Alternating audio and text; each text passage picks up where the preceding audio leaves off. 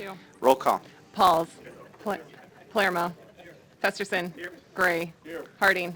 Melton. Mr. President. Here, please rise for the Pledge of Allegiance and remain standing for remarks by Councilmember Pete Festerson. Pledge allegiance to the flag of the United States of America and to the republic for which it stands, one nation, under God, indivisible, with liberty and justice for all. I thought I'd just take a minute. This is our last council meeting before Veterans Day, which is next week. So I wanted to make sure we did take a moment to thank our veterans for their service and their sacrifice. And just as importantly, thank their families also for that service and for that sacrifice, because they sacrificed for our country too. And then as a history buff, I might note that November is the 30th anniversary of the fall of the Berlin Wall.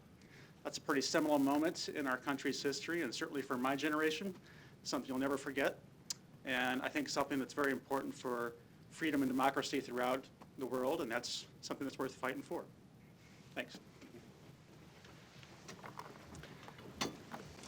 An affidavit of publication is on file for the pre-council and city council meeting, and a current copy of the Open Meeting Act is posted on the east wall of the legislative chambers. Good afternoon, ladies and gentlemen. Welcome to this meeting of the City Council. We thank you for joining us here today as a courtesy to those in attendance and to facilitate the conduct of the business of the people and the council. We ask that you turn off or silence your cell phones and electronic devices at this time. Madam Clerk. Item 6 is the preliminary plat for High Point Replat 9, and there is a request from the applicant to postpone this item to the December 17th, 2019 City Council meeting. There is an advertised public hearing on this item before we vote on the motion to lay over. If you came and you are wishing to testify this, you're welcome to come down at this time. Seeing none, roll call. Pauls. Yes. Palermo. Yes. Festerson. Yes. Gray. Harding. Melton. Mr. President. Yes. Motion passed 7-0. Item 7, a resolution to approve the preliminary plat for MCC CIO Edition located southeast of Edward Babe Gomez Avenue and 33rd Street. Planning Board and Planning Department recommend approval. The public hearing on item 7 begins at this time. Are there any proponents? Yes, Mr. President, members of the council, Larry Jovan, 11440 West Center Road, appearing on behalf of the applicant, Metropolitan Community College. This is a lot line adjustment to between their adjacent property to the south that's owned by another party, and it's will allow for the building of a new building for their automotive program and additional parking. So with that, I'm happy to answer any questions. Thank you. Are there any other proponents? Are there any opponents? Public hearing is closed. Roll call. Pauls. Yes. Palermo. Yes. Festerson. Yes. Gray. Harding. Yes. Melton. Mr. President. Yes. Item 7 is approved, 7-0. Item 8, a resolution to approve the preliminary plat for the mill located at 6152 Military Avenue. Planning Board and Planning Department recommend approval. The public hearing on item 8 begins at this time. Are there any proponents? Thank you, Mr. President, members of council. Brent Beller, 1140 West Center Road, appearing on behalf of the project applicant, Sage Capital Real Estate Investments. With me today is Aaron Mosier and Colin Brown of Sage Capital, along with Randy Kushak of Lamper Nearson, the project civil engineer. Before you is the preliminary plat for a market rate apartment complex that's kind of going to be the northwest gateway to Benson. So the site in question is this 0.66 acre lot that sits right at the corner of Northwest Radial and Military Highway. Currently this property is zoned NBD and it does have the MCC overlay just because Northwest Radial is a major commercial corridor. And as such, we're not requesting any sort of zoning changes. This is just the preliminary plat. Following this will be our final plat in PUR. The PUR will just be for height and a waiver of having our podiums in our parking garage. But what's being proposed is 97 market rate apartments. There'll be approximately 50 studio, 30 one-bed, and 11 two-bed room apartments. There'll be 58 underground parking stalls that are within we're going to have a podium building. So first floor, actually as you enter off of Northwest Radial, you're going to enter into the parking garage here. There'll be 58 underground parking stalls. On top of that will be 4 floors of the market rate apartments. There's also going to be a courtyard that will allow the residents to kind of interact, kind of a live-play concept. total investment here is about $15 million. The building itself is about 80,000 square feet. In addition to the 58 parking stalls that we'll have on the premises, we're working with the city, but currently our plans have 8 parking spaces on site. So to give you a little bit better idea, just at least a color rendering, here's the building. One of the big things that has come up in our discussions, both with the folks that live and interact with Benson, and along with the city staff, is just how we will, number one, park, but then also this entrance onto Northwest Radial. Because this is a state highway, we've had to work with NDOT, along with the city and Public Works to get that turn. And so most of that traffic will be coming out onto Northwest Radial, and then as folks come out onto Northwest Radial, they'll be able to turn right, and there's actually going to be a right turn lane in here to enter into our parking garage. As traffic comes from the north, they'll still use Military Ave to get into Benson. So when all is said and done, Sage Capital, they produce a pretty cool product. Their product over on 49th and Dodge is, in my opinion, a good-looking apartment complex, but here's just a couple renderings of what this will look like. And it's, they're pretty excited just because, again, it's going to be the north, entry point into Benson. So here's some renderings of what the building will look like, the north, the west, the east, and the south, and here's a little bit more detailed. So this is actually looking southeast, so this is Northwest Radial over on your left-hand side, and to the right, this is Military Avenue. Here's the courtyard that residents that live there will be able to interact and use. Kind of a cool concept, lighted. There's another rendering of that. This is actually looking to the north, so this is Northwest Radial is down here, Military Ave is over here. And then this is actually looking west, so Northwest Radial is where my pen is, and to the west is this view. So again, one of the biggest issues that we've probably had, at least in talking with residents and constituents that live in this area, is parking. With the MBD, there's no parking requirements, and that was not something that we, the developer, asked to change or came in for a zoning waiver. That was actually in place. So this developer is actually taking advantage of the fact that there is MBD, allows for no parking, notwithstanding we're still investing on the parking garage, 58 parking spaces, and trying to get as many on-street parking spaces as we can get. So with that, we're here for any questions, and we appreciate your consideration. Thank you. Are there any other proponents? Are there any opponents?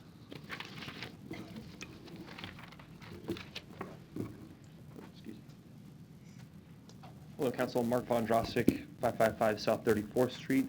I just want to take a moment to remind the council that nobody working full-time 40 hours a week at the minimum wage in the state of Nebraska will be able to live in this apartment building or in any market rate apartment building like it. Thank you. Thank you. Are there any other opponents? Public hearing is closed. Councilmember Festerson.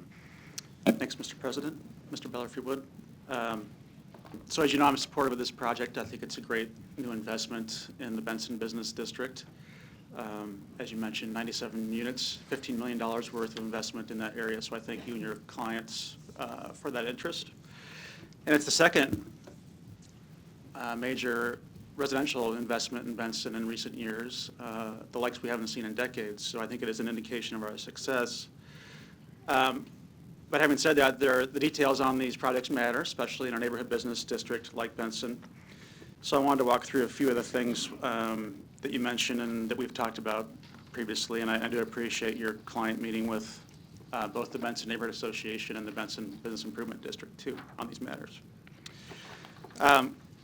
So we did adopt a master plan for Benson prior to most of these things happening and prior to our public investment in the infrastructure there.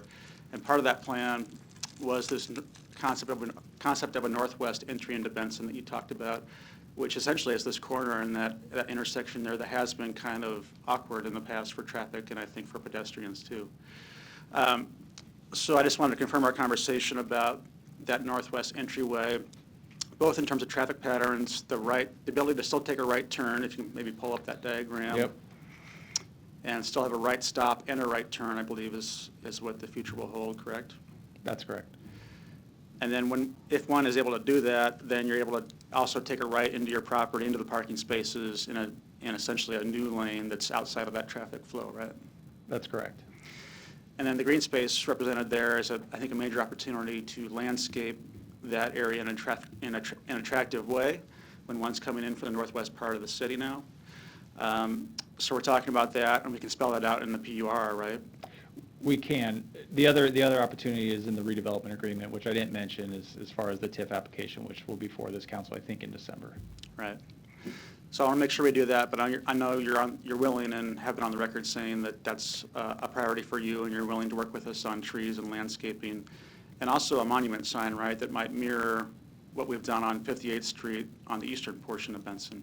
So the idea there is, I mean, cost, something that's not cost prohibitive, but one of the things that we can maybe work with the city on is doing some sort of, and where most TIF projects, we have a TIF contribution that goes to the city. Oftentimes, we can earmark portions of our TIF contribution to go to special projects like an entry sign to a business district.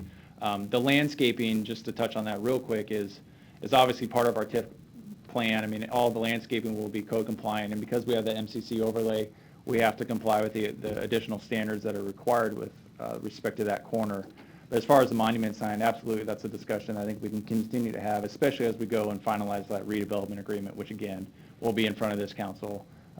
If not, I think the redevelopment plan is supposed to come in December, and the redevelopment agreement will probably follow in January. Okay. I appreciate that, and we'll definitely follow up on that in terms of that redevelopment agreement and the content in there. That also applies to the new sidewalks, right? That's part of probably the TIF contribution and part of the expense of your project. Correct. So we'll have 8 foot, I believe it's 8 foot wide sidewalks bordering our site. Need to be a little bit mindful of those parking spaces that we're having there. But otherwise, everything we're doing is obviously code compliant, and then is TIF eligible expenses as far as sidewalks, landscaping. And agreement that you'll maintain that space going forward too, right? Correct. Yeah, I think that's important as well, to keep it up to standards that we expect. And then as long as we're on that topic, let's talk about the parallel parking on Military as part of this project too. So you mentioned 8 new spaces there, or 8 renovated spaces, I should say, because there is currently parallel parking there. When we did our public improvements to Benson, just to the south there on Military, we kept and added a lot of diagonal parking spaces for the public. I have an interest in making these parallel spaces diagonal as well, if possible, because it would increase the number of spots that could go there. I don't know the exact amount, but if we have 8 parallels, I would think we could easily get 12 to 15 or maybe 16 diagonals there instead. That could also be potentially funded by the TIF improvements to your project, right? Sure. Mr. England, we talked about this a little bit.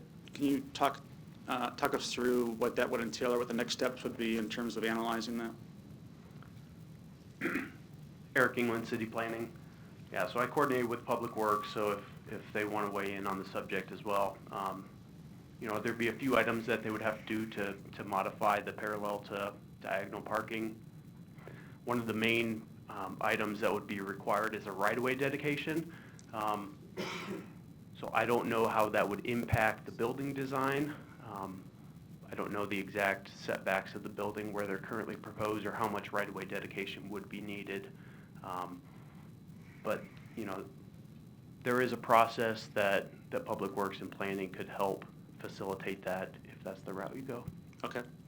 Mr. Bell, you're willing to entertain that Yeah, discussion? I think the takeaways from probably that conversation will be, number one, being mindful of the building envelope. I think that we're on a 0 setback just because it's allowed under NBD. So to the extent it's feasible from an engineering standpoint, and we're not putting those spaces, out in the Military Ave, I think that's a conversation we're probably willing to entertain. And we can have that conversation and have an outcome prior to December, January, right? Mm-hmm. Yeah, okay, let's do that. And then maybe just 2 more things. So that starts to address the parking question, which is a challenge we have in Benson now. Also an indication of our success, I think, because so many folks are wanting to go there and invest there now. But it's something we want to be mindful about, because it is a challenge for folks that are investing there and living there and playing there. So diagonals would help in that respect. Internally to your project, 58 spaces, right? That's what you said? Correct. And then we've talked about your willingness to look at other options to leasing other potential spaces that may be available in areas immediately around your project. That's right. To the extent it's number one, feasible just from logistics, but also financially feasible. I mean, we can't go make anybody obviously sell their property for parking, but to the extent there's an option open, I don't think Sage is closing the door on acquiring additional parking. It's only an amenity that buffers or betters their project. So if there's an opportunity, I think we'll take advantage of it, but it's just hard to commit to it because you're testing the market in some respects. I think that would be an important thing to keep working on. I think we can have further conversation about before December and January as well, because this is just preliminary plat. Sure. Okay. And then lastly, just recognition, and that I think you know, this property would be included inside the Business Improvement District itself, so obviously willing to participate in that and that assessment formula, and then that contribution that then goes to help maintain the rest of the area, right? That's right. I mean, the building, or I'm sorry, the land itself is already in the BID, so once we purchase it or close on development, we obviously know that we're subject to it as well. Okay. And should things move, as you hope they do, to final plat and development agreements in December, January, what's the time frame for the project itself? I think, don't get me wrong, but I want to say spring, summer next year, we really want to be probably getting vertical on it. But to the extent we can get anything done over the winter, obviously, I think, as most developers are, they'd like to get going. Mm-hmm. And then presumably open for business when? Good question. Maybe the fall of 2020. Are we pushing 2021? Oh, I'm sorry, 2021. Okay. Yeah, 2020 would seem aggressive. But Yeah. Sorry, guys. Okay. I have my list of stuff to work on with you, and I appreciate your willingness to do that. Yeah. Otherwise, I'm very supportive of this project moving forward and would motion to approve today. Roll call. Pauls. Yes. Palermo. Yes. Festerson. Yes. Gray. Yes. Harding. Melton. Yes. Mr. President. Yes. Item 8 is approved, 7-0. Item 9, a resolution to approve the preliminary plat for Builders District 2 located west of 16th and Burt Streets. Planning Board and Planning Department recommend approval. The public hearing on item 9 begins at this time. Are there any proponents? Randy Kuschak, 14710 West Dodge Road, here on behalf of the applicant. Here to answer any questions that you may have today. Thank you. Are there any other proponents? Are there any opponents?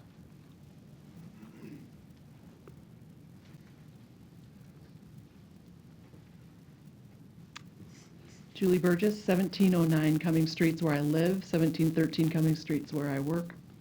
And I came before the planning board in September to talk about this little piece of property. And first of all, I'd like to say we're not opposed to any of the development that's going on down in our area.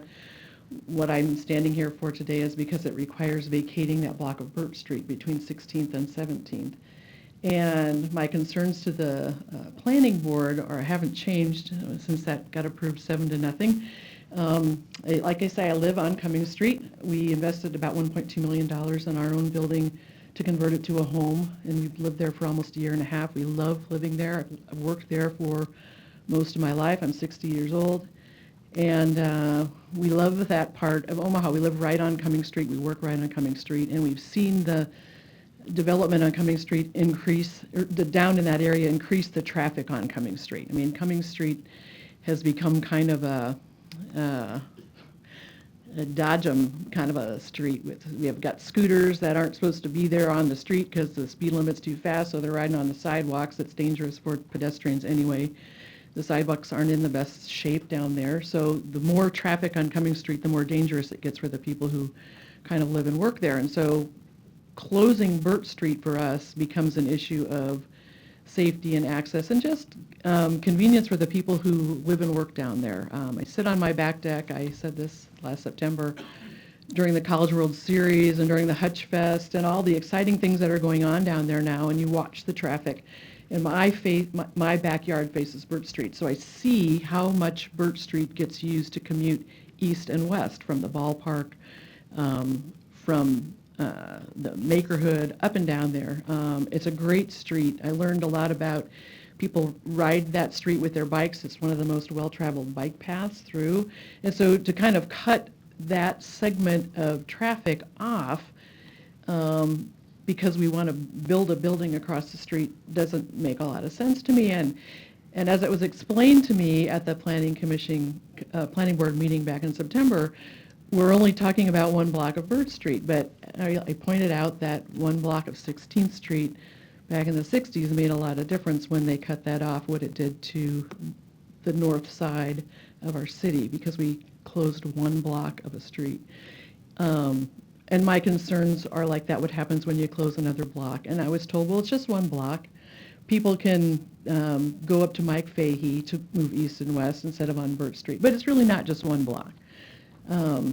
Because the Builders District is part of a larger project that's many, many partners, including Creighton University. The Creighton University Master Plan shows additional vacations of Burt Street all the way up to 20th Street. So you're really taking an east-west corridor for traffic, whether it be bicycle, whether it be cars, whether it be pedestrians, and completely cutting it off. So there's no way east and west between 16th and 20th other than coming or all the way up to Castle or Chicago, whichever it is. There's a big roadblock in the middle of that area for cars to go back and forth. We're really happy at where I live and where I work. They're right on Cummings Street between 17th and 18th. We're having more development in our own building. Omaha Girls Rock, a great organization here in Omaha, is going to invest $700,000 in our building and move down there, bringing more people down to the area, more young people with their parents, adding more traffic to Cummings Street. So if they're parking in our lot on the corner of 18th and Cumming, the best way for them to make their way back would be go on Cummings Street, east or west, which is becoming harder and harder at 18th or 17th. The traffic is so heavy it's really hard to turn left. So Burt Street is really a great alternative for people who want to move west back to the other part of the city. So we're concerned where we live and where we work. The traffic flow on Cummings Street will be more affected now if you cut off this little bit of Burt. It just is the truth. Going to need you to wrap up. I'm sorry. I'm going to need you to wrap up. I'm sorry, but it's a concern to me. This is my one chance to talk, so Sure. please just give me a chance to finish. And The other problem, I but think, you're running over your time per the rules. closing Burt Street, then if people can't make their way on Cumming, they'll find another way. For us, there's an alleyway that we use for our business right behind, and we've already noticed an increase of traffic back and forth up our alley, whether it be pedestrian, bike, or car. So thanks for letting me say my piece. Thank you. We stand in opposition to vacating that block of Burt Street. Are there any other opponents? Well, Council, Mark Von Drossik, 555 South 34th Street. I also use Burt Street to commute in and out of downtown for my job every day on my bicycle. And with the Kiewit construction that's going on between 15th and 16th Street, right there on Burt Street, they've closed that part of the street off. They've also closed off most of 16th and Burt Street itself, the intersection, and it's difficult for pedestrians and bicyclists like myself to still get through there. I've had to go through her back alley to get to work a couple times, or to go all the way to Cummings Street now on 18th Street instead of being able to go all the way down to 15th Street like I used to be able to. So I do oppose this development if it's going to close down further portions of Burt Street, and I hope there isn't more development happening on Burt Street that's going to close down that vital corridor for transit for bicycles. Thank you. Thank you. Are there any other opponents?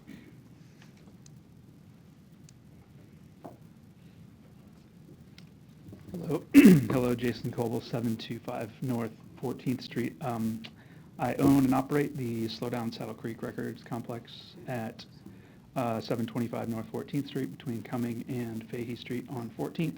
Been there for about 12 and a half years. Same as Julie said, super supportive of the project. Think it's great. Welcome to the neighborhood. It's looking fantastic. What they've already built there is fantastic. Just can't condone the closing of a street. As she said, I don't think it would be anywhere near as catastrophic as when 16th Street closed off North Omaha from downtown and South Omaha. However, it's another block, and we closed a block of California Street for a parking lot a few years ago. We're closing another block for a building, of all things, further up and up and up. It's a nice corridor now. It connects Creighton really well with our downtown area. You're just going to start to cut that off, and I think the writing's on the wall that as soon as that's closed, the other blocks are just going to follow behind it. So in great support of the project, in opposition of closing that block. Thank you. Thank Are there any other, any other opponents? Would the proponents like 2 minutes of rebuttal? Yes, with me today is... Name and address. Randy Kuschak, 14710 West Dodge Road. With me today is the applicant, Ted Zetzman. with Nodal Companies. Ted Zetzman, Nodal Companies, 2285 South 67th Street. So I appreciate the chance to respond to a couple of those. First of all, the plat and creating these blocks is consistent with the master plan of the whole builders district, and that's kind of how it makes a lot of these redevelopment projects work.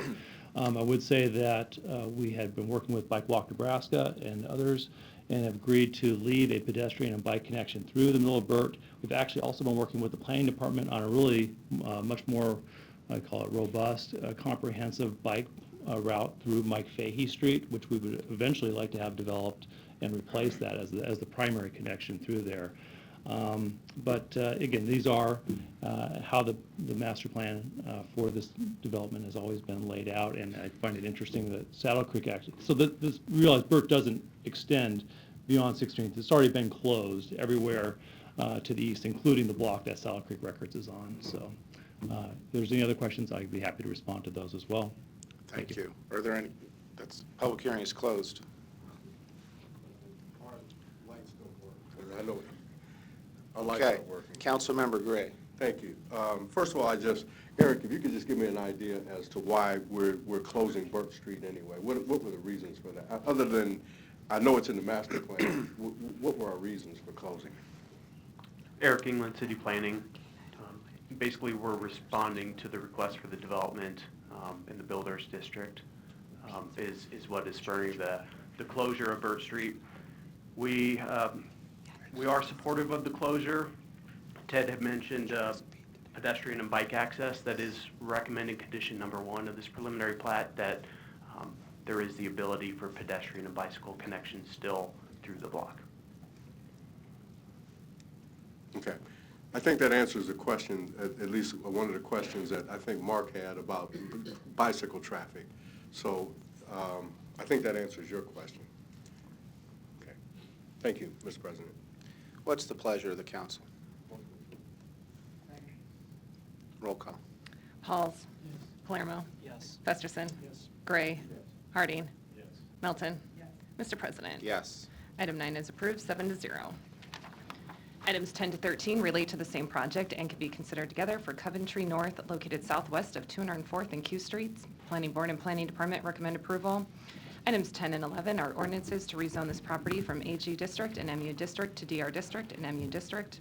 Item 12, a resolution to approve the final plat for Coventry North. Item 13, a resolution to approve the Coventry North subdivision agreement. The public hearing on items 10 through 13 begin at this time. Are there any proponents? Yes, Mr. President, members of the council, Larry Jobin, 11440 West Center Road, appearing on behalf of the applicant. This is approximately 14 acres on the southwest corner of 204th and Q. It's a commercial mixed-use area. This will be a plat of 10 lots and 2 outlots that will provide for the ability to develop them as a commercial mixed-use lots. So with that, I'm happy to answer any questions. Again, it's consistent with the preliminary plat that was before you some time ago. So, Thank you. Are there any other proponents? Are there any opponents? Public hearing is closed. Roll call. Pauls. Palermo. Yes. Festerson. Yes. Gray. Harding. Yes. Melton. Mr. President. Yes. 10 through 13 are approved, 7-0. Items 14 to 18 relate to the same project and can be considered together for OPS 60th Street Addition, located northeast of 60th and L Streets. Planning Board and Planning Department recommend approval.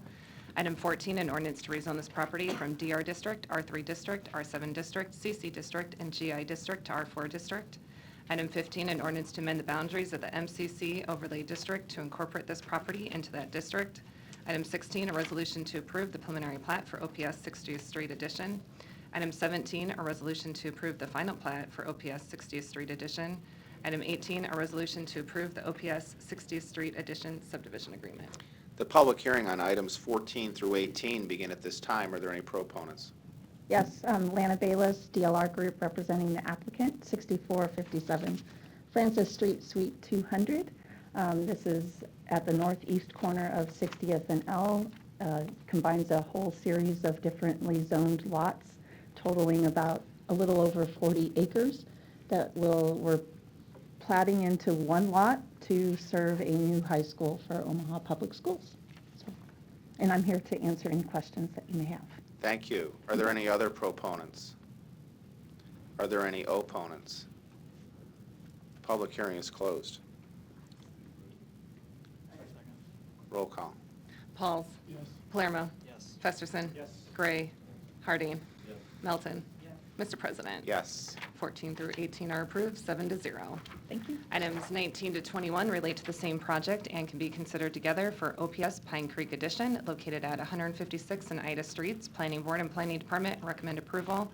Item 19, an ordinance to rezone this property from HG District to R5 District.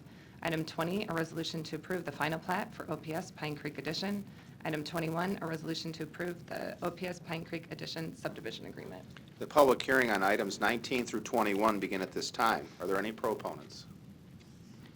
Good afternoon. Joe Zadina with Lamper Nearson, 14710 West Dodge Road. Here on behalf of the applicant, Omaha Public Schools. This is the other new high school on the northwest corner of 156th and Ida, and I'm here to answer any questions. Thank you. Are there any other proponents? Are there any opponents? Public hearing is closed. Roll call. Pauls. Palermo. Festerson. Gray. Harding. Melton. Mr. President. Yes. 19 through 21 are approved, 7-0. Items 22 to 24 relate to the same project and can be considered together for Lake Cunningham Village, located southeast of 96th and State Streets. Planning Board and Planning Department recommend approval. Item 22, an ordinance to rezone this property from DR District to R5 District. Item 23, a resolution to approve the final plat for Lake Cunningham Village. Item 24, a resolution to approve the Lake Cunningham Village subdivision agreement. The public hearing on items 22 through 24 begin at this time. Are there any proponents?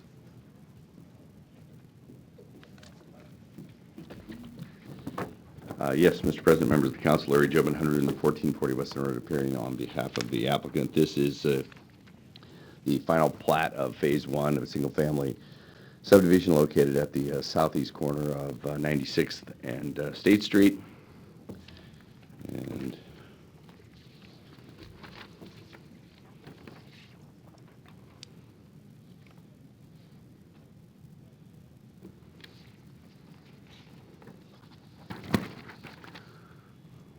so if you recall, this was the area that we're talking about, 96th and State Street. This is about 66 acres. With this final plat, we are rezoning and replatting this portion that's on the south side of the black line that's outlined here. And that is calling for 147 single-family detached residential houses and 21 townhome-type units. The townhome-type units are in this location here. As you can see from the final plat, there's a generous amount of green space here. The density is very, very low, which is consistent with the master plan and the future land use map. And with that, and with this first phase, we will be constructing a 3-lane section of 96th Street from just south of the proposed intersection to the southern portion of this particular development. With that, the developer is here. Also, the engineers are here as well if you have any particular questions. But again, it's consistent with the preliminary plat that was approved by the council, and it comes to you with favorable recommendations from staff as well as the planning board and this council on the preliminary plat. Thank you. Are there any other proponents? Are there any opponents?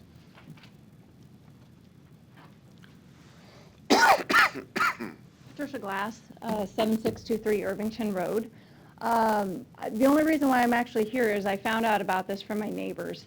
I'm not exactly sure, it says 300 feet, but literally both of my neighbors on both sides of the streets have gotten notice.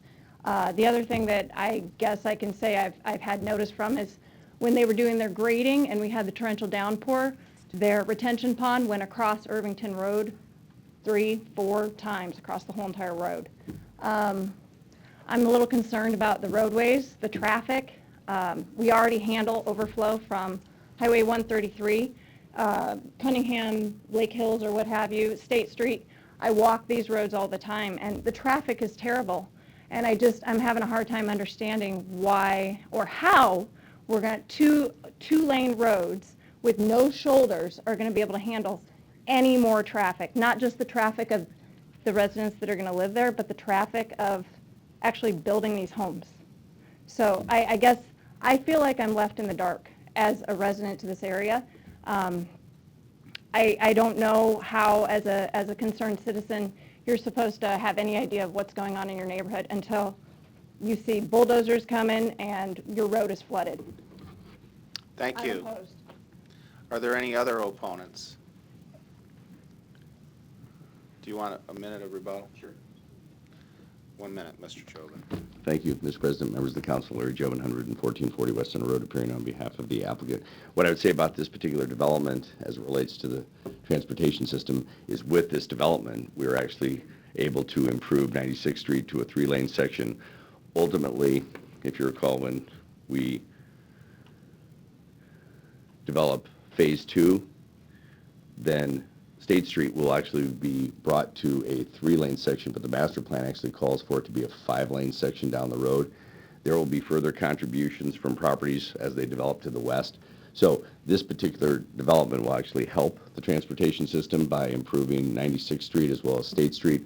Ultimately, the intersection of 96th and State will be improved by the county with the contributions from these various developments that surround that particular intersection. So this is actually a good thing when it comes to traffic. Again, this is a very, very low density project. I have the density calculation here, I think.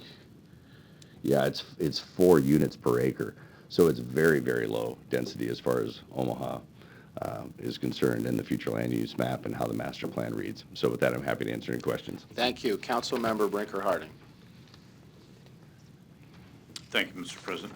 Patricia, I'm sorry, could you just give me your address again? 7623 Irvington Road. 7623? Correct. All right. Well, I'm looking at the note where notices, I'm sorry, could you come up to the microphone rather than? You have to state your name. State your again for name the and- Patricia Glass, 7623 Irvington Road. Thank you. Who is Chloe Glass? Is that a relative? That's my daughter. Okay, and because I'm looking at, this says 7622 Irvington Road. What's? That's my daughter across the street, yes. Across the street? Yes. Okay, all right. And my neighbor next door, Mike Smith, he got notice, and I'm right next door to Mike Smith.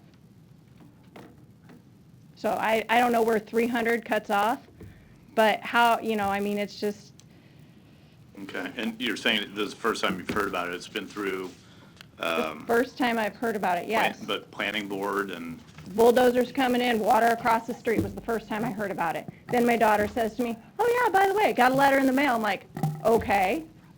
okay, thank you.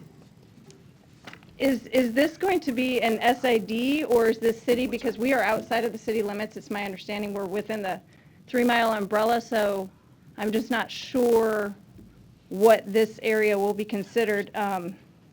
Not just traffic, but, we don't even have sewer down 96th Street, so Okay, snow removal. My biggest concern, I think, is the traffic, because I walk those streets every single day. okay, thank you.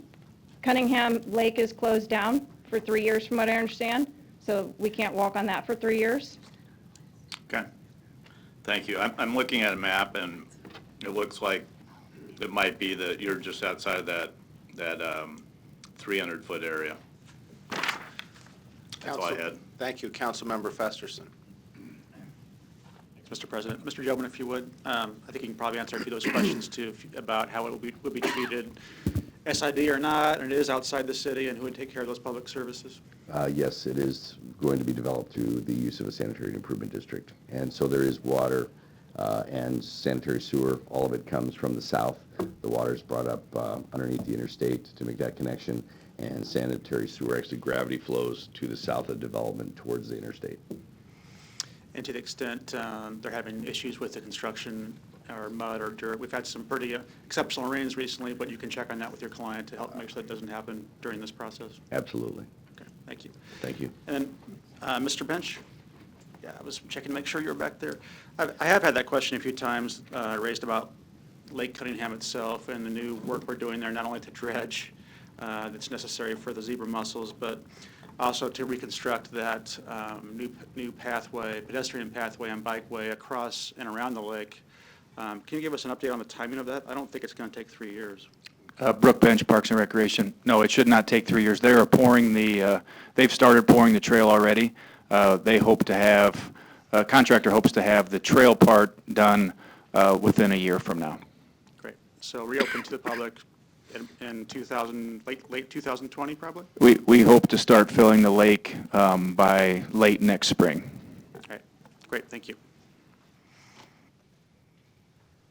What's the pleasure of the council? Roll call. Pauls. Yes. Palermo. Yes. Festerson. Yes.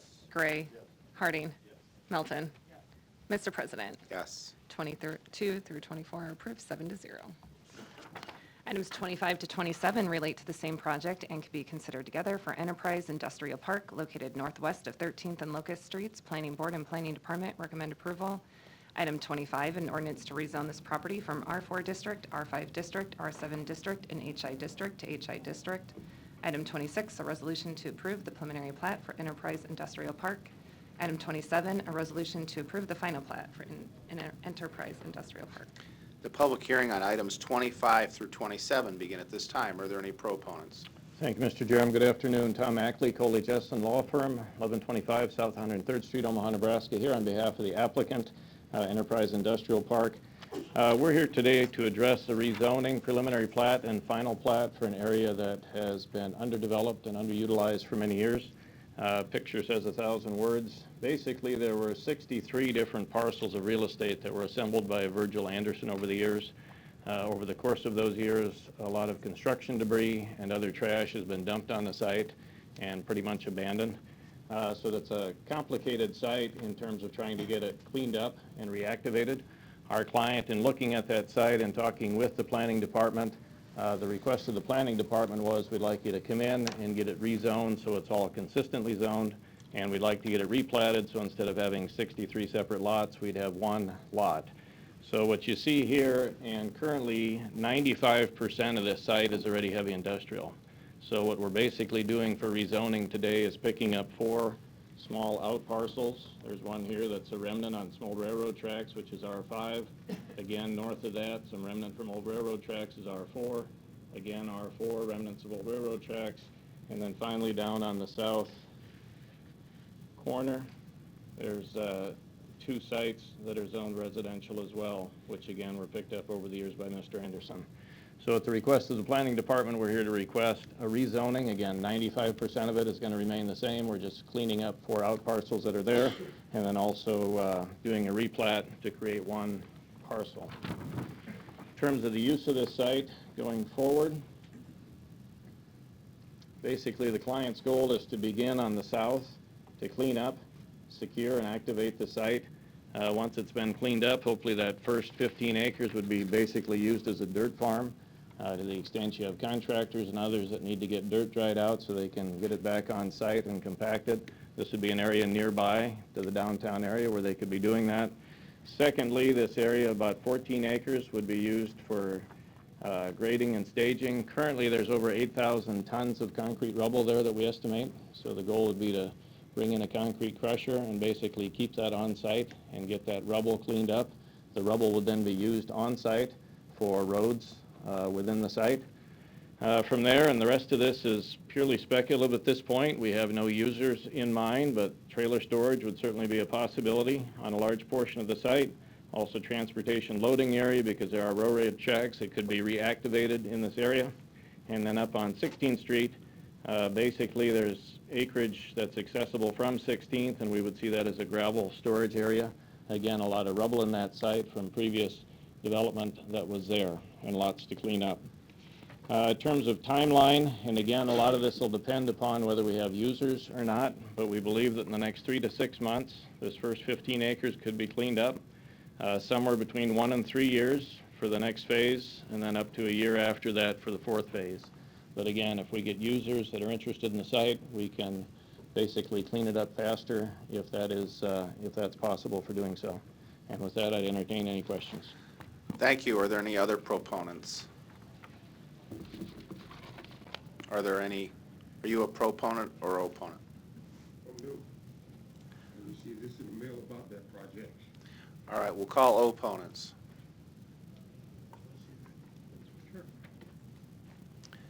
Are you ready, ma'am? Okay, I'm Ann Blount. I own the property at 3107 North 14th Avenue. Whoever tore down the trees and the rubble, that's right at the end of my property. And so I guess I'm more concerned with when it rains, is my property going to slide? I have the original deed to this house that was constructed in 1913. And so that property consisted, it goes all the way down to the first set of railroad tracks, which aren't there anymore. But that property, that the hill where Anderson tore down my trees and took part of that hill, I'm kind of wondering what they were going to put there or if they were going to build, but you say it's just going to be an open spot. So as far as my property being damaged, as far as taking my trees, just cutting into the hill, I guess that's my concern, so. Okay. Thank And- you. And if you believe Mr. Anderson's company or him personally had infringed upon your property, that would be a civil matter between you and Mr. Anderson or his company. Who owns the property now? Well, I can't tell you who owns it now, whether this is under contract or not. Okay, okay. But those records are available at the Douglas County Assessor Register of Deeds office downstairs on the Harney level, and they can look that up for you. Thank you. Are there any other opponents? Public hearing is closed. Councilmember Festerson. Thanks, Mr. President. I'll start my remarks, and if he decides he needs to speak, we can allow that as well. But I think Mr. Gray also has his light on. So Councilman Gray and I have a bit of a history on this property, only in the respect that many years ago, 7 or 8 years ago now at least, this was thought to be an opportunity for an industrial park. And in fact, that was in the city's plans for a period of time to redevelop this area. But a major barrier to that was the environmental condition of this area that, in my opinion, was not handled well. And in fact, there were many discussions about how was there illegal dumping that occurred on this site. And when we talk about 8,000 tons of rubble currently there, I think that's an indication of our concern being viable. If you wouldn't mind, maybe for just a few questions on the follow-up of that. So at the time, that the thought of redeveloping this property kind of fell through, mostly because of that and because of interaction with the Department of Environmental Quality in that respect. But I know in talking with you prior to today that you have been in contact with the DEQ and you're cooperating with them, and you both have seen this as an opportunity to clean up the site. Is that correct? Correct. Tom Ackley, 1125 South 103rd Street, Omaha, Nebraska. Again, my understanding from the previous city plan, and I'm not familiar with all the details, but as I understand it, the city had planned to bring a roadway in and run it adjacent to the west boundary and bring it up so that it would connect with 16th Street, which again, you've got a 30 to 40 foot topography there that you would be going up. And in doing so, you would have to excavate a lot of area in order to do that. So my understanding of the city's previous plan is the amount of dirt that would be disturbed in trying to accomplish that is what made it very cost prohibitive and would have stirred up a lot of the issues that are perhaps underlying the ground. The goal of the current applicant is to clean up the items that are on the site and try to minimize any disturbance of the soil. Again, with the soil farm concept, trailer storage concept, having a transloading area next to the railroad tracks, the goal is we clean up the site, flatten it out, get it graded to a point where the storm drainage runs properly, and leave it alone. We're not looking to over-excavate or go 20 or 30 feet down to figure out if you can get footings and foundation in for construction. It's mostly going to be a transloading facility for various uses and not digging in. So I think that, Mr. Festerson, is the difference between maybe what the city was initially thinking of and the amount of costs involved versus what we're thinking of. And again, working with NDEQ, they're basically telling us, unless you run into something and discover something that's going to get worse if you don't clean it up, it's just a matter of cleaning up what's there. Okay. And I think any cleanup at this site will be welcome. It's been a long time coming and has been hard to solve for. So in that respect, I see that as very positive. No appearance change, no elevation change going forward, right? This does kind of come down off the hills there, and As they're grading, there'll be some minor elevation changes just to get normal grading in a road. One of the things I would point out, if you look at the satellite view currently, there's a roadway that's been used for a number of years. The goal is to keep that roadway in place, just re-gravel it with some of the rubble that's being crushed. Again, maintain the site as much as we can the way it is, because again, it'll minimize how much we have to undermine and dig below with what we're unsure of what might all be there. We assume it's all construction rubble, but again, working with NDEQ, they indicated if we clean up the surface of the site, and unless you run into something that's going to cause greater damage if it's disturbed, leaving it as is, other than cleaning it up and reactivating it to make it useful. And you'll secure the site, obviously. I mean, there has been illegal dumping, I think, by other folks too, not just the owner. Correct. It'll be secured, so that could not happen going forward. Correct. The goal is the fence that we want to clean up the site, secure it, and then activate it. And it's a phase situation like you were describing there, but you described the appearance going forward, any landscaping type, plans in the future?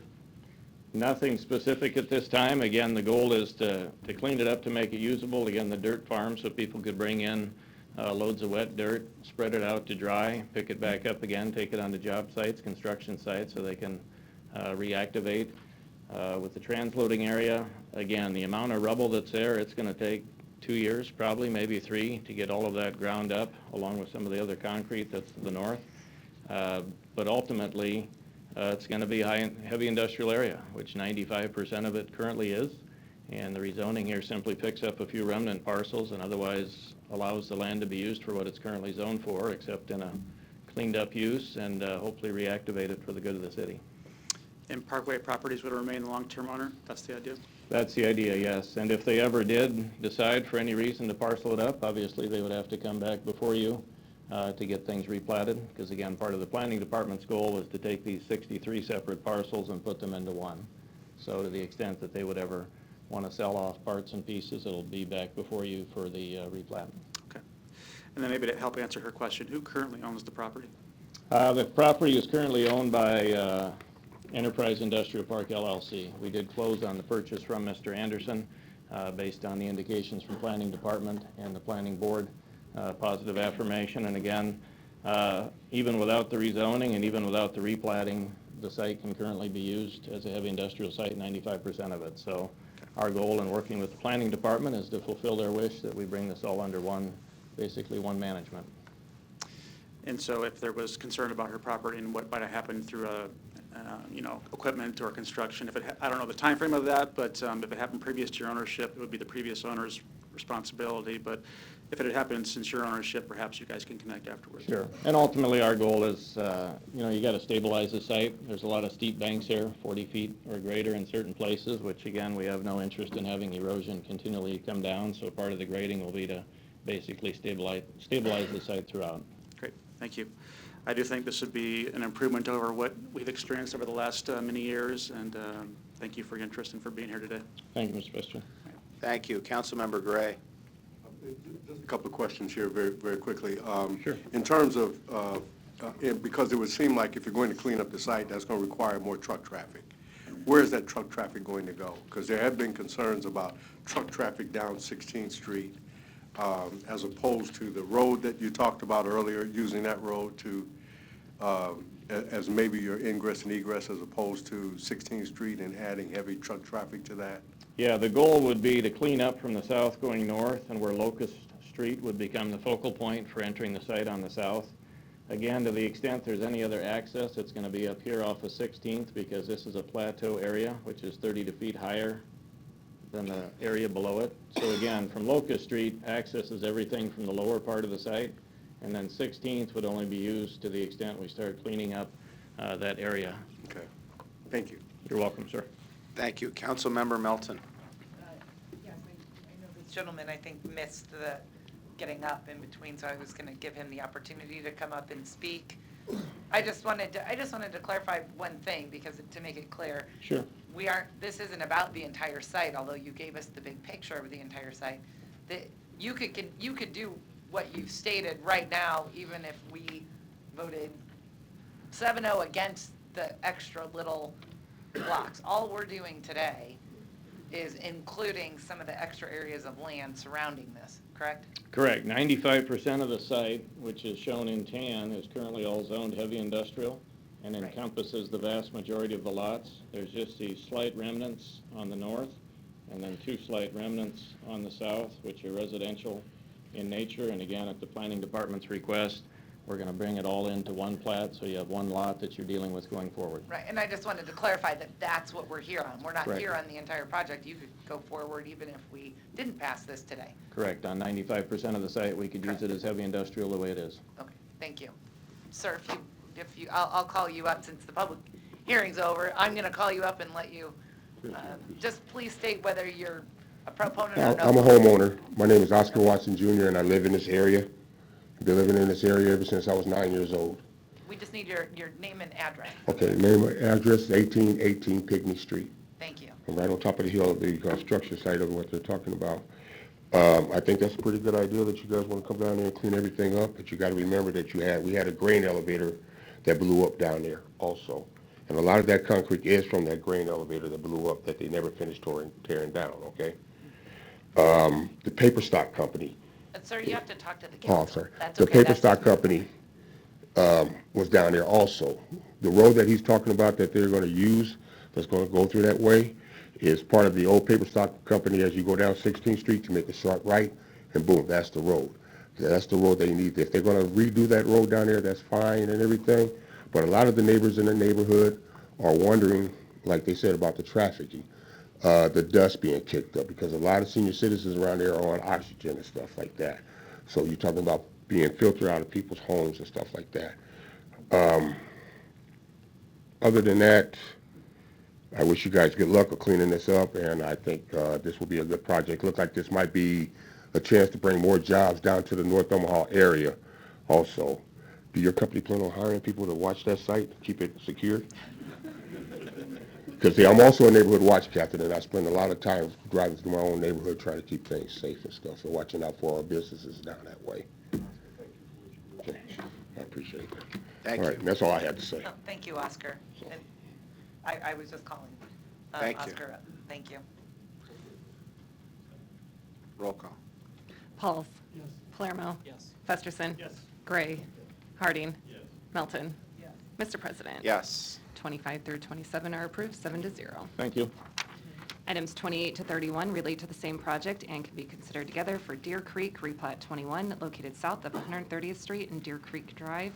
Planning Board and Planning Department recommend approval. B is communication and opposition. Items 28 and 29 are ordinances to rezone this property from DR District to R4 District and DR District. Item 30, a resolution to approve the preliminary plat for Deer Creek Replat 21. Item 31, a resolution to approve the final plat for Deer Creek Replat 21.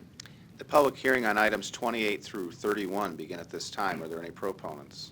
My name is Kyle Hazy with E&A Consulting Group, 10909 Mill Valley Road, Omaha, Nebraska, representing the applicant. The property in discussion today is a 10.5 acre parcel, as shown here within the golf course of the Deer Creek development. It is currently zoned DR. The request is to add one residential lot, zoned R4. On the corner, that lot would be about a half an acre, and the rest of the property would retain the DR zoning. Thank you. Are there any other proponents? Are there any opponents? The public hearing is closed. Roll call. Pauls. Yes. Palermo. Yes. Festerson. Yes. Gray. Harding. Yes. Melton. Mr. President. Yes. 28 through 31 are approved, 7-0. Items 32 to 34 relate to the same project and can be considered together for Central Park East Replat 3, located southeast of 10th and Farnham Streets. Planning Board and Planning Department recommend approval. Item 32, an ordinance approving a redevelopment agreement to implement the River Crossing Phase 1A Tax Increment Financing Redevelopment Project Plan, which authorizes the city's contribution of approximately $15,500,000 towards the construction of the garage, up to $9 million of additional bond financing, and the use of up to $11 million in TIF. Item 33, a resolution to approve the final plat for Central Park East Replat 3. Item 34, a resolution to approve the Central Park East Replat 3 subdivision agreement. The public hearing on items 32 through 34 begin at this time. Are there any proponents? Yes, Mr. President, members of the council, Larry Jobin, 11440 West Center Road, appearing on behalf of the applicant. With me today is Brad Soderwall and Tom Darcy with the development group that is developing at least Phase 1A that's before you today on the redevelopment agreement. Also, Brent Beller, my law partner, who has done a substantial amount of work on this project with me, is also here in case there's any questions for any of us. I'll start off just describing the plat a little bit. If you recall, the current ConAgra site's about 23 acres. It's going to be subdivided into 10 lots, buildable lots, and 2 outlots. It is a phased project today. That what's before you is Phase 1A, which is the multifamily portion, which is north of the proposed extension of Harney Street. Also, there's 375 multifamily units in this particular building. There is 42,000 square feet of commercial retail on the main level that is situated along Harney and also along 10th Street. And then there is a 720 parking stall garage that will be owned, maintained, and managed by the City of Omaha that is wrapped entirely by the exterior of the building. So you won't be able to see the parking facility or parking garage from any public areas whatsoever. It'll be completely wrapped by the building. So again, Phase 1A, there are, again, I said 375 units. There are actually 21 different types of units within this structure, which I think is pretty unique. There is a large amenity courtyard, and I've got some conceptual elevations of not only the building but also the courtyard here that I'll share with you in a minute, but you can see the green space here that is a large courtyard that allows for a lot of natural lighting. The other part of this development that's very unique and is going to provide a very exciting, vibrant area or element to the area is it's Lot 10, and it's situated between 10th and 9th Street, and it's going to be activated as a public open space, if you will. And I've got some proposed elevations that show that. But the idea is to make it pedestrian friendly, to make it connect very well with the existing Old Market area, and also, of course, connect to the Heartland of America Park by the extension of the grid system, which is also another unique concept with this whole ConAgra redevelopment, and that is to bring Harney from 10th to 8th and 8th from Harney to Farnham Street. So there's the reason for the TIF and some of the other public financing that's involved in this particular project is because of the substantial public infrastructure that's required to extend the grid system and also do some of the relocation of utilities and some other public infrastructure that's required with this particular project.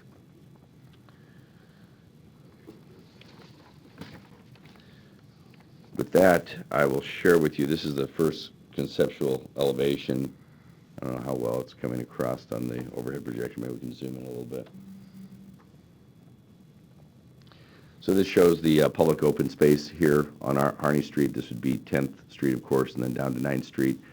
This is where the commercial retail area will be on the first level. As you'll note, there was a significant amount of thought put into the building elevations with respect to the architecture and the articulation of the buildings and making it very compatible with the Old Market area. And then the architecture changes a little bit as you get closer. This is actually the view from 8th and Farnham looking to the south and the west. So this is what the architecture looks like. So it actually changes as the building moves from 10th to 8th Street, with the idea that closer to 10th Street would be more compatible with the Old Market area with respect to material choices and building style and architectural style. This is the area looking at 8th and Harney Street. So you can notice some of the commercial retail opportunities that are on the first floor as well. I have this elevation that shows that interior courtyard with all the amenities for the multifamily component of the development. You notice it's large enough to allow a lot of natural light that comes in to the area. There'll be grilling areas and a swimming pool and all the typical amenities that you would expect with this type of project. Getting to the TIF itself, again, this is on Phase 1A, but on 1A, that's where really a major portion of the public improvement costs are going to be expended because of the extension of Harney Street and also the connection of 8th Street between Farnham and Harney. The total Phase 1A project's about $105 million. It's expected to have a projected valuation on full build-out of $61 million. That is, obviously doesn't value the parking garage, which will be exempt because it'll be owned, maintained, and managed by the City of Omaha. We have about $12 million being expended towards the public infrastructure. So we have a TIF request of $11 million. There's also a significant amount of job creation. Obviously, with this particular project, you have, we're anticipating 60 to 80 full-time jobs, as well as 1,900 to 2,100 jobs during construction. With that, we believe it meets all the requirements of the community development law. We really appreciate all the cooperation and input from the various departments within the city and the mayor's office, and I know we met with all of you to go through what was being proposed here. I think everyone's excited about this new addition to the Old Market area and the downtown area, and making the connection between the Old Market and the Heart of America Park. And then, of course, you have the park facility being constructed immediately to the north as well, which will be a substantial and significant improvement to this entire area. So with that, we are all here for questions. We believe the demolition will occur, and you might note that this Phase 1A calls for the demolition of the main corporate building, Building 1, and then also the parking garage that's currently located on the ConAgra site. So with that, I'm happy to answer any questions. Thank you. Are there any other proponents? Are there any opponents? Oh, Mr. Anderson. Coming from the shadows. Troy Anderson, Deputy Chief of Staff, Mayor's Office. I'm just here to answer any questions you may have. Thank you. Are there any opponents?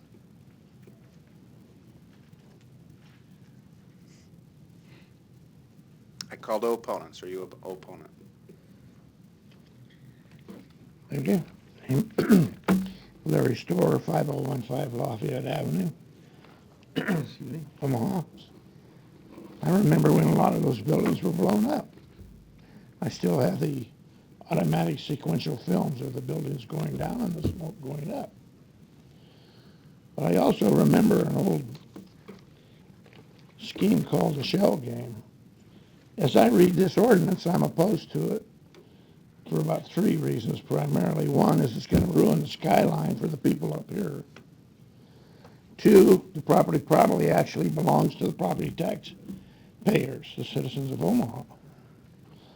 3, as I read this, it's rather unclear, and I don't think it's my fault. I do have a bachelor's degree. But if you separate part of the sentences here by a comma, I'm not sure if the city is only going to ultimately own the garage, or will the city ultimately own the whole thing? That doesn't sound real good to me in simple terms.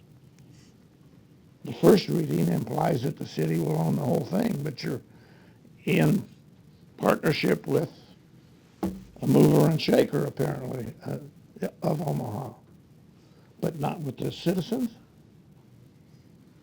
Maybe you should delay. We only get one crack at this. Maybe you should delay this. Kick it off down the road again, like you do with a lot of things, so that the citizens might get a good explanation of this in the Omaha World Herald. Thank you. Thank you. Are there any other opponents? The public hearing is closed. Roll call. Pauls. Palermo. Yes. Festerson. Yes. Gray. Harding. Melton. Mr. President. Yes. 32 through 34 are approved, 7-0. Item 35, an ordinance to approve a major amendment to a PUR located at 1011 South Saddle Creek Road. Planning Board and Planning Department recommend approval. The public hearing on item 35 begins at this time. Are there any proponents? Yes, Mr. President, members of the council, Larry Jobin, 11440 West Center Road, appearing on behalf of the applicant. With me today is Christian Christensen, the developer of The Boss, what's called The Boss apartment complex at Saddle Creek and Pacific Street. This is really a simple amendment to the PUR to increase the sign budget, because the sign budget on R8, believe it or not, is only, the total sign budget is only 40 square feet. There are two signs. They both are facing the north and towards Saddle Creek, so they're not facing towards the residential areas to the south or to the east. So the waiver request was to increase the signage from 20 square feet for each sign to 40 square feet for each sign, thereby increasing the total budget from 40 square feet under the R8 zoning classification as far as the total budget to 80 total square feet with respect to the sign budget. I've got the elevations here, but again, we appreciate the recommendation of the planning department as well as the planning board, so I'm here to answer any questions, and Christian is as well. Thank you. Are there any other proponents? Are there any opponents? I would just note that they've had mock signs hanging up there for quite some time, so. Is there a motion? Roll call. Pauls. Yes. Palermo. Yes. Festerson. Yes. Gray. Harding. Yes. Melton. Mr. President. Yes. 35 is approved, 7-0. Item 36, an ordinance to rezone property located at 4830 Webster Street from R435 District and R535 District to R5 District. Planning Board and Planning Department recommend approval. B's communication in opposition. The public hearing on item 36 begins at this time. Are there any proponents? Thank you, Mr. President. I am Joel Niebaum. I reside at 4830 Webster Street. I'm the homeowner and the applicant, and I am available for any questions you might have. Thank you. Are there any other proponents? Are there any opponents?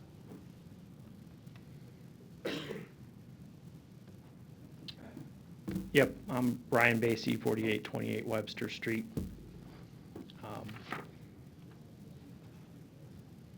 They'll turn that on for you. There you go. That's our little property. As you can see, it's enclosed completely by their property that they're trying to zone. We tried to get more information on this, and we want to be good neighbors, because they've been great neighbors. All we were told that the driveway was going to expand, but when I started calling contractors about that, they said you don't need a zoning change to do any of that work. And then we're really wondering if this is a Trojan horse to have multifamily built in that property. And that's really what I came down to say is, I want it on the public record that that's not going to be a 3-story apartment building on the next go-around, because that will completely destroy my little property here. Thank you. And are you owner-occupied there? I own that property. You live in it too? No. Okay. Thank you. Are there any other opponents? Public hearing is closed. Councilmember Festerson. Thanks, Mr. President. So this is in the Dundee area and in my district, and we've done some research on the application here and some of the concerns that were brought to our attention. So maybe just a few questions, I think, for Mr. Niebaum, if you don't mind. So go ahead, your name and address, please, if you don't mind. Joel Niebaum, 4830 Webster Street. Thank you. So I think the reason why you're having to seek this action in the first place is just because you do want to redo the driveway and the approach, right? The driveway, as it exists, let's see if I can get you a picture. No, that's pretty dark. No, it doesn't show here on this. You got a picture of that driveway? Okay. This is the driveway here, goes clear to the street to the garage. It's an L-shaped property. When we asked for a permit to redo the driveway, we wanted to change the profile. If we had just replaced what it was as it is, we wouldn't need a permit.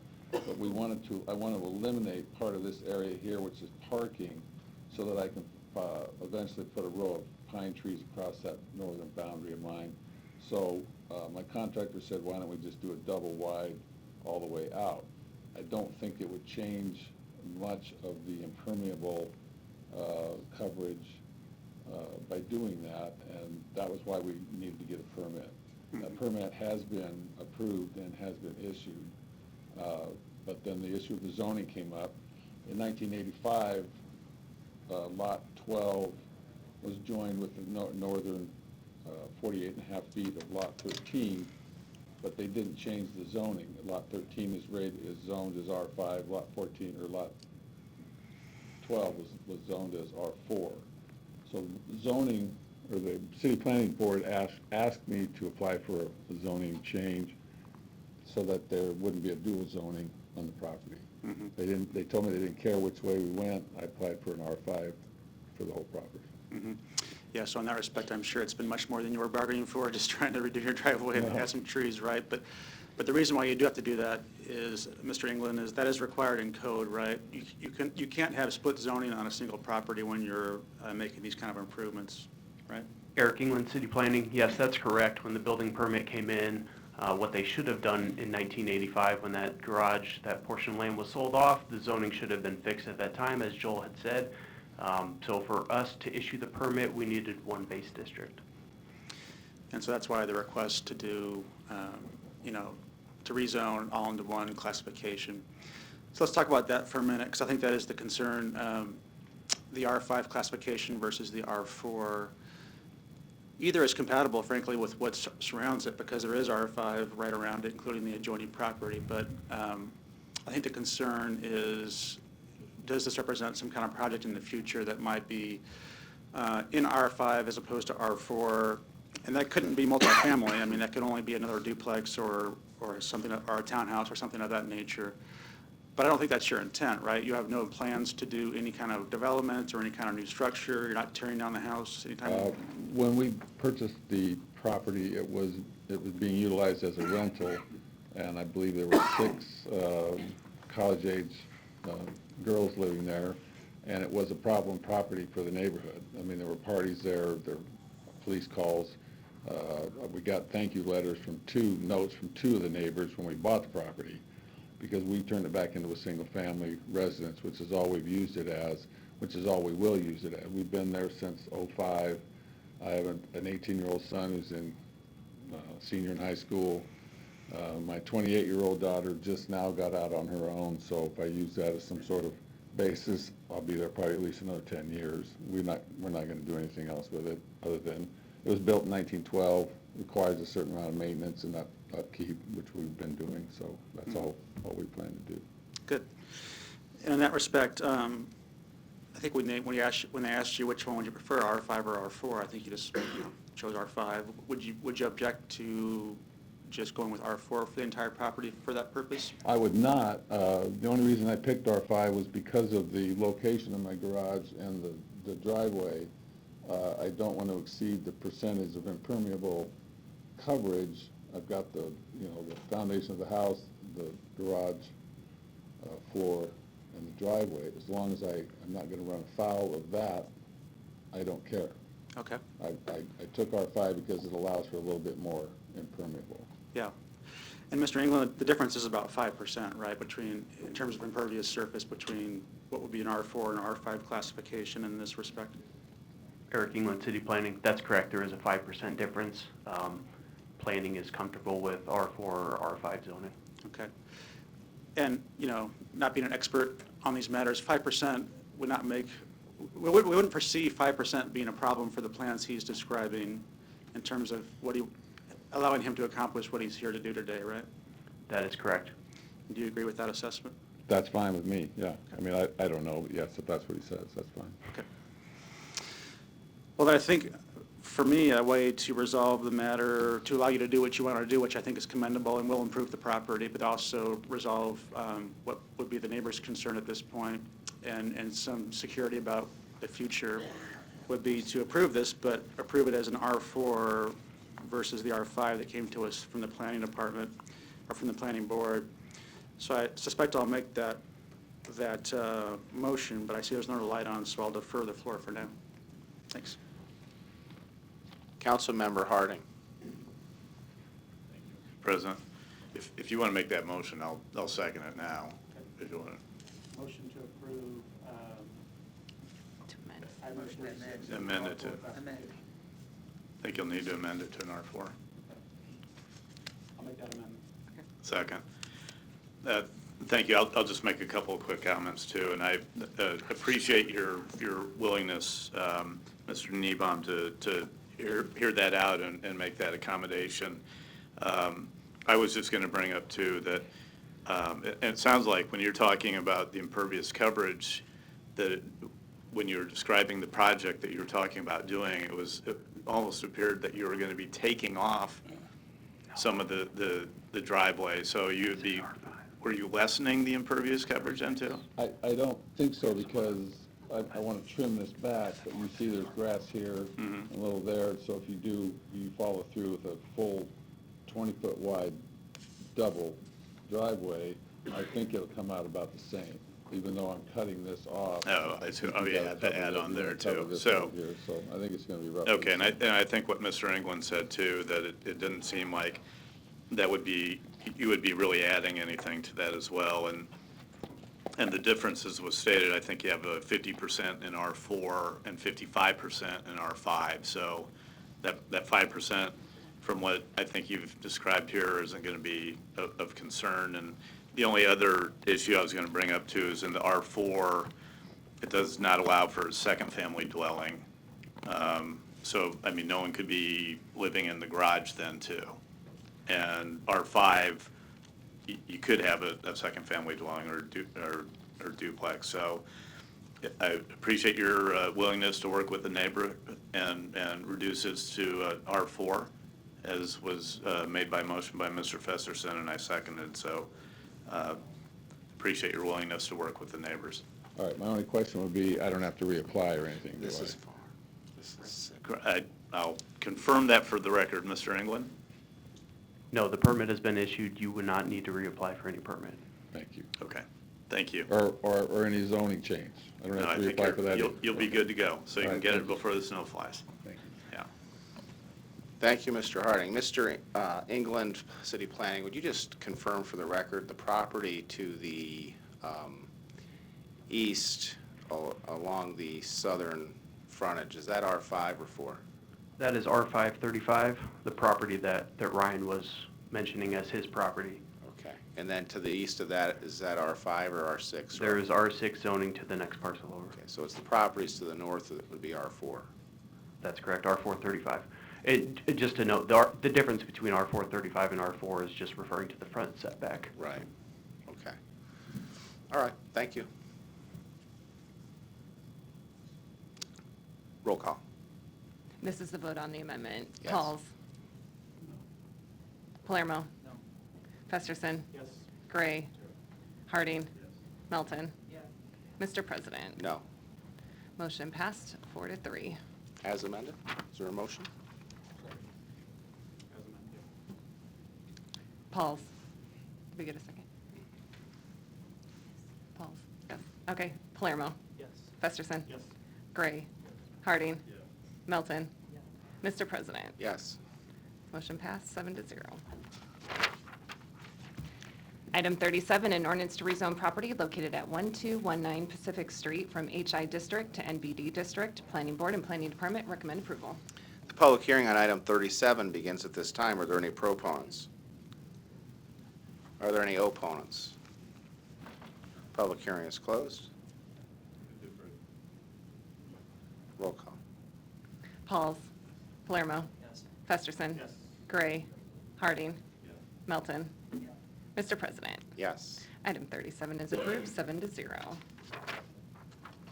Item 38, an ordinance to amend the boundaries of the MCC overlay district to incorporate into that district the property located at 11900 Pacific Street. Planning Board and Planning Department recommend approval. The public hearing on item 38 begins at this time. Are there any proponents? Are there any opponents? The public hearing is closed. Roll call. Pauls. Palermo. Festerson. Gray. Harding. Melton. Mr. President. Yes. Item 38 is approved, 7-0. Item 39, an ordinance to rezone the property located at 8040 and 8050 Chicago Street from R7 District to LO. Planning Board and Planning Department recommend approval. The public hearing on item 39 begins at this time. Are there any proponents? Are there any opponents? The public hearing is closed. Roll call. Pauls. Palermo. Festerson. Gray. Harding. Melton. Mr. President. Yes. Item 39 is approved, 7-0. Item 40, an ordinance to rezone property located at 2517 Ames Avenue from GC District to R5 District. Planning Board and Planning Department recommend approval. The public hearing on item 40 begins at this time. Are there any proponents? Are there any opponents? Public hearing is closed. Roll call. Pauls. Palermo. Festerson. Gray. Harding. Melton. Mr. President. Yes. Item 40 is approved, 7-0. Item 41, an ordinance to rezone the property located at 2006 Ohio Street from GC District to R7 District. Planning Board and Planning Department recommend approval. The public hearing on item 41 begins at this time. Are there any proponents? Are there any opponents? Public hearing is closed. Roll call. Pauls. Palermo. Festerson. Gray. Harding. Melton. Mr. President. Yes. Item 41 is approved, 7-0. Item 42, an ordinance to rezone the property located at 4807 at North at 24th Street from GI District to R4 District. Planning Board and Planning Department recommend approval. The public hearing on item 42 begins at this time. Are there any proponents? Are there any opponents? The public hearing is closed. Roll call. Pauls. Palermo. Festerson. Gray. Harding. Melton. Mr. President. Yes. Item 42 is approved, 7-0. Item 43, an ordinance to rezone the property located at 140 South 40th Street from GC District to NBD District. Planning Board and Planning Department recommend approval. The public hearing on item 43 begins at this time. Are there any proponents? Daniel Bolt, 954 South 58th Street, Scopa Architecture. I'm here on behalf of the applicant, and I'm happy to answer any questions. Thank you. Are there any other proponents? Are there any opponents? The public hearing is closed. Second, roll call. Pauls. Palermo. Festerson. Gray. Harding. Melton. Mr. President. Yes. Item 43 is approved, 7-0. Item 44, an ordinance to rezone the property located at 1915 South 13th Street from GI District to NBD District. Planning Board and Planning Department recommend approval. The public hearing on item 44 begins at this time. Are there any proponents? Good afternoon, Mr. President. My name is Hector Laguillo. I am representing the owner for the property at 1915 South 13th Street, hoping to rezone for general business district. I'm just here for questions. Thank you. Are there any other proponents? Are there any opponents? The public hearing is closed. Second, roll call. Pauls. Palermo. Festerson. Gray. Harding. Melton. Mr. President. Yes. Item 44 is approved, 7-0. Item 45, a resolution to approve a special use permit to allow daycare services in an R4 district located at 4768 Q Street. Planning Board and Planning Department recommend approval. The public hearing on item, 45 begins at this time. Are there any proponents? Hello, Brian Ackert, 119 South 49th Avenue. I'm here on behalf of the applicant, Kids Community Center. Robert Patterson's here with me as well. I'm here to answer any questions. Thank you. Are there any other proponents? Are there any opponents?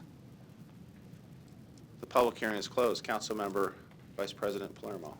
Thank you, Mr. President. Mr. Patterson, do you want to come up for a second? I won't belabor this for sure, but I do appreciate you staying in my district and just moving a little bit east. Did you want to talk about the staple that you are in the community and how many kids you serve? Absolutely. Robert Patterson, 4821 North 126th Avenue in Omaha. So originally founded as Social Settlement in 1908, so we're now in our 111th year. We've been at 49th and Q since 1964, so as we have grown out of our building a long time ago, we really wanted to expand not only the number of kids, but age down to infant care. But we really liked our neighborhood, so the opportunity came up to move one block east, a better piece of land, better corner for us, so we took advantage of that. Looking forward to it. appreciate it. Motion to approve? Second. Roll call. Pauls. Yes. Palermo. Yes. Festerson. Yes. Gray. Harding. Yes. Melton. Mr. President. Yes. Item 45 is approved, 7-0.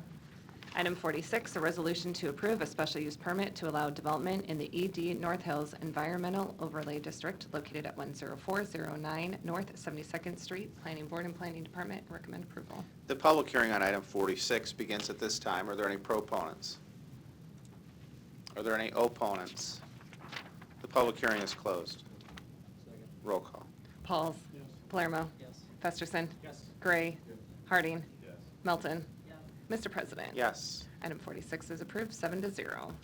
Item 47, an application to consider a Class C liquor license for Stories Coffee Company located at 330 North 114th Street. The public hearing on item 47 begins at this time. Are there any proponents?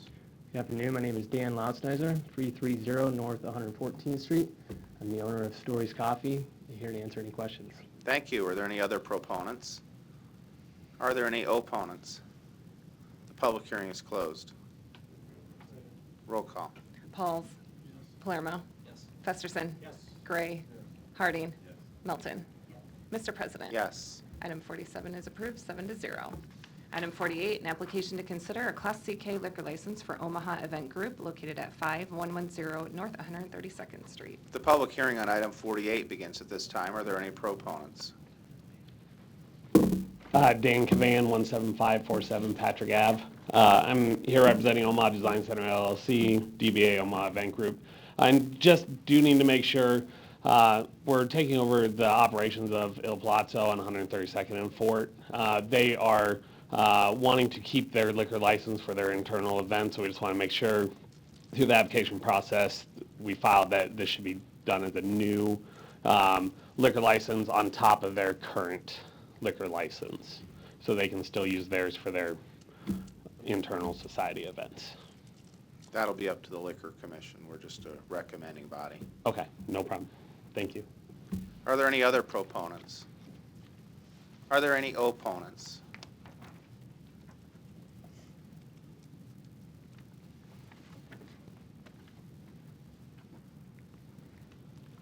Mary Loth, 13030 Brown Circle. I just have a question, as I don't understand necessarily what the CK license is. One of the things that I've read is that they can take packaged liquor off the property, and I guess that was my question. Is that a true statement? C is a license that would allow off-sale, and K is the catering endorsement. Right. So typically, when you have a catering endorsement, you have to have the C license so you can take your sales elsewhere to be the caterer. Okay, You're not so- just limited to that location. Okay, so that doesn't mean that they're selling liquor from that property? It doesn't mean necessarily they are, but we can ask them what their intention is at that property. That, I would like to ask that question then. Okay. Are there any other opponents? Public hearing is closed. Would you come on up? State your name. Dan Cavan, 17547 Patrick Ave. What is your intentions with regard to off-sale on the premises with your CK license? There is a few events that we'll do that are like wine-oriented, that we do, that they'll do like wine tastings and stuff. So it is just to be able to purchase that bottle of wine from the wine tasting and be able to take it home. Outside of that, that is it. Thank you. What's the pleasure of the council? Roll call. Pauls. Palermo. Yes. Festerson. Yes. Gray. Harding. Melton. Mr. President. Yes. Item 48 is approved, 7-0. Item 49, an application to consider a Class I liquor license for Strut Lounge located at 5402 North 90th Street. The public hearing on item 49 begins at this time. Are there any proponents? Yes. Kenneth Merritt, 5402 North 90th Street. Here to take any questions as the operator and owner of the Strut Lounge. Thank you. Are there any other proponents? Are there any opponents? The public hearing is closed. Roll call. Pauls. Yes. Palermo. Yes. Festerson. Yes. Gray. Yes. Harding. Melton. Mr. President. Yes. Item 49 is approved 7-0. Item 50, an application to consider a Class I liquor license for the Berkeley located at 1901 Leavenworth Street. The public hearing on item 50 begins at this time. Are there any proponents? Amelia Drake, 1901 for the Berkeley. I'm here to answer questions. Are there any other proponents? Are there any opponents? The public hearing is closed. Would you come on up? I have a question for you. So this is going into the old, was it Chasers? Yes. Next to Shucks? It is, yes. Tell me a little bit about what you envision for that space. It's primarily a restaurant with live music. Great. The previous owner had a different concept that didn't go over too well there. I've heard that. Okay. So in We're terms of interested- your neighborliness, what can you say for your business? Our business model is quite different. We're very community focused. We're interested in hosting a lot of live music acts as well as working with some of the organizations that promote youth talent in the area. We're very neighborhood forward. Okay, well, it appears that you seem sincere in that regard, so wish you best of luck. Thank you, sir. Roll call. Pauls. Palermo. Yes. Festerson. Yes. Gray. Yes. Harding. Melton. Mr. President. Yes. Item 50 is approved 7-0. Item 51, an application to consider a Class D liquor license for Chubb's Foods located at 2905 North 16th Street. The public hearing on item 51 begins at this time. Are there any proponents? Yes, good afternoon, Mr. President, members of the council. Excuse me, Sean Kelly, 2804 South 87th Avenue, appearing on behalf of the applicant today. As noted on the agenda, this is current Chubb's Foods on North 16th Street. It will continue to be a grocery store. It's been a grocery store in this community for decades, and the new owners will maintain it that way. In addition, security staff is also here, neighbors and support, liquor license manager, daily manager, and the owners, of course, if you have any questions. Thank you. Are there any other proponents? Are there any opponents? Are you a proponent or opponent? Okay, come on down. My name is Charles Carter, 2506 North 19th Street. I'm a community activist, and I've become familiar with the people who is trying to open Chubb's for a better convenience. There was a time in my life when I grew up, it was inky-dinky. The only thing I can say today is that I'm thankful for the people who come to our community to make it better. And the people who's prepared to own Chubb's have did a wonderful job in our community around the city. And I think I've seen some of your faces coming to the places. And he's made a wonderful change. And they have made a wonderful change. And allow a guy like me to be sociable with some of the people from my community through all the trouble I've been through. And with a voice like mine, I'm here to say yes. Thank you. You're welcome. Are there any opponents?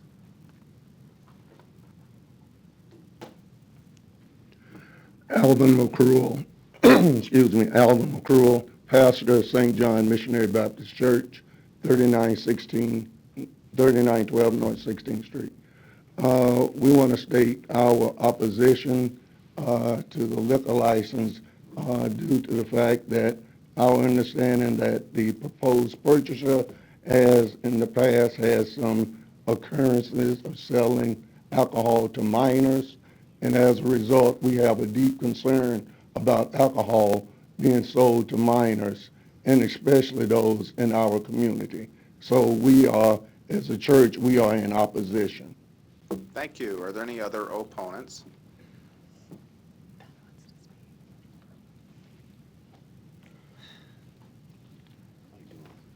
My name is Shelby Pickens, 2744 Titus Avenue. I'm there for the security part of the building. That's one of the things that we will have been taking care of since I've been there. I've been here a year with these guys, and since I've been there, we haven't had a liquor violation or anything as far as I know of. They don't sell to minors. You know, they might have employees that have, but that's the reason why we're there now. We watch every move in the store that's being made now. We watch. He set up cameras. We have cameras on our phones. We have in-store security. We got people that watch the employees now. We also have people that watch the patrons that come to the stores. So the gentlemen and the guys that are trying to buy and do what they're doing with Chubb's, they are improving. They are trying to make an improvement. They are trying to, do exactly what you guys say and so forth. So I think they deserve the chance. So Thank you. They have a couple of more properties and stuff where they improved greatly since myself has taken over. No problems. Everybody's doing what they're supposed to do. So I think it would be good for them to be able to do this. Thank you. Is there any other opponent who wishes to be heard? And we'll reclassify him as a proponent. Seeing none, the public hearing is closed. Mr. Kelly, do you wish 1 minute of rebuttal? Please. Thank you, Sean Kelly, 2804 South 87th Avenue. To the one opponent today, yes, it's true, the two co-owners of this LLC have 4 convictions in the 7 licensed years of their other present liquor license locations in the state of Nebraska. So if you look at it collectively, they are good operators, and they stand by the record. They don't have problem establishments, so all their licenses are in good standing. Thank you. Mr.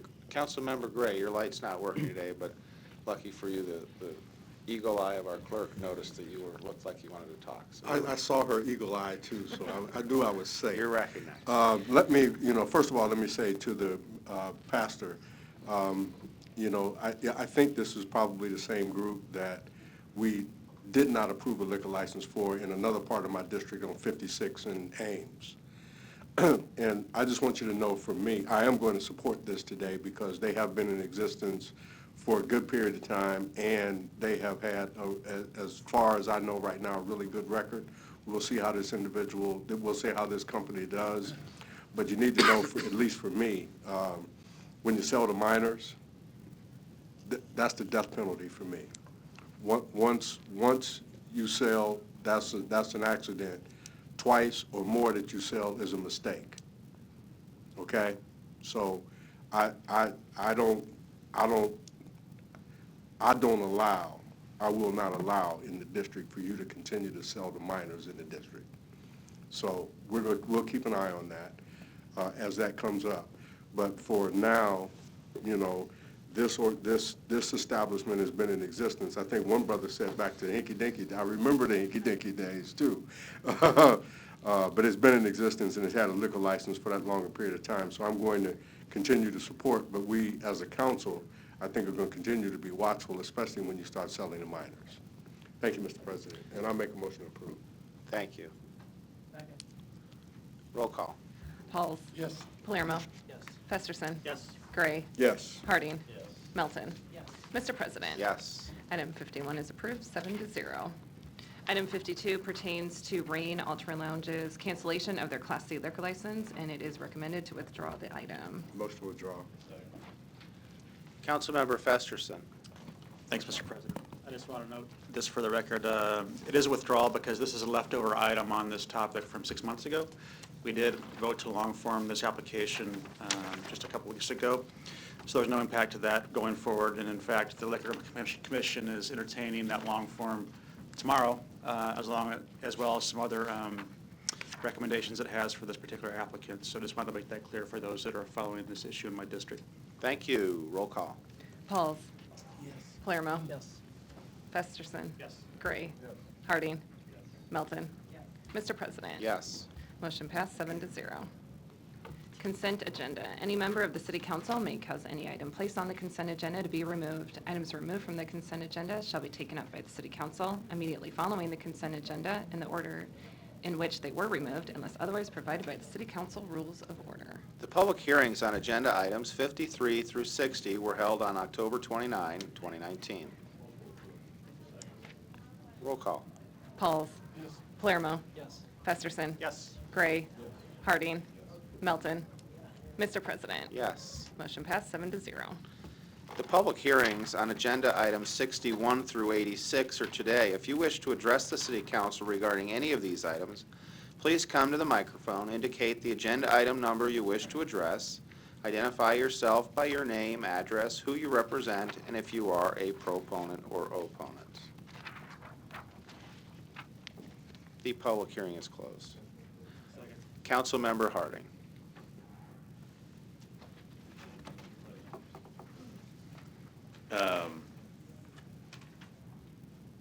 On 76, had a question in pre-council about the choppers bid. Okay. So it was that, Brooke, could you address that? I think there's some indication that maybe choppers was actually maybe the second lowest bidder in price, but they were deemed to be the best. I was wondering if you could give an explanation on that.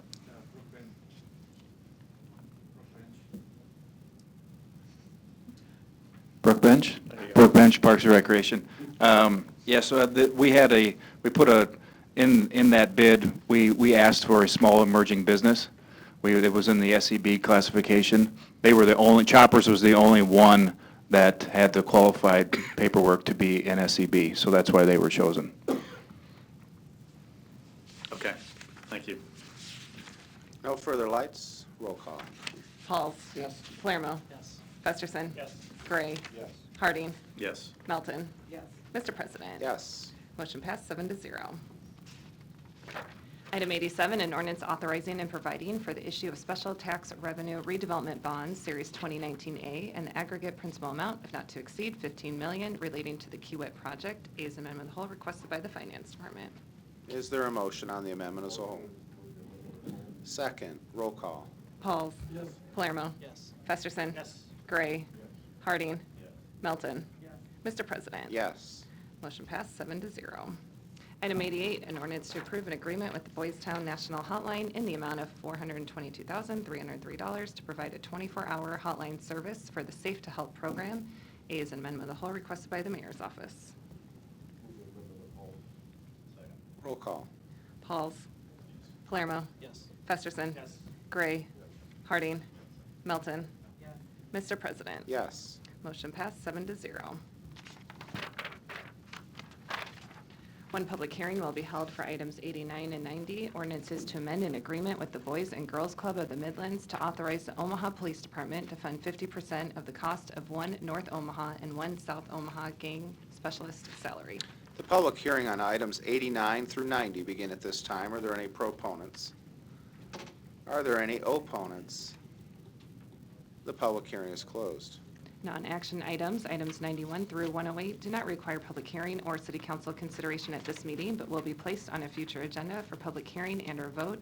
The reason for non-action is noted after the item on the agenda, as well as the date the item is expected to appear on an agenda for consideration.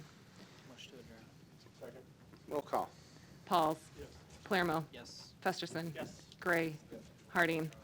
Melton. Mr. President. Yes. Motion passed 7-0. Meeting is adjourned at 3:47.